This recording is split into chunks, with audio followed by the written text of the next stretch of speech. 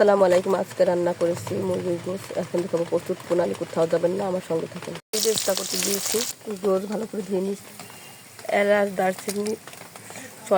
এলাচ বেটে দিব, দারচিনি আর লবঙ্গ দিয়ে দিয়েছি আর তেজপাতা।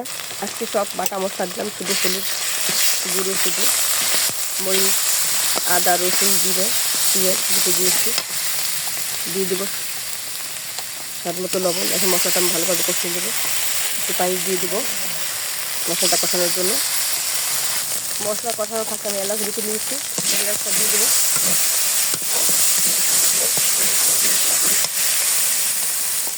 গোশ আলু দিয়ে দেবো।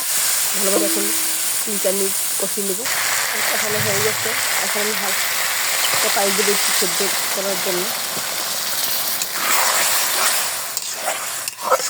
ঢাকনা দিয়ে রেখে দেবো। গোশ আমার কষানো প্লাস সেদ্ধ হয়ে গেছে।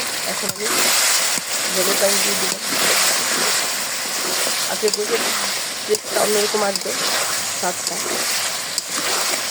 যেহেতু সব বাটা মশলা।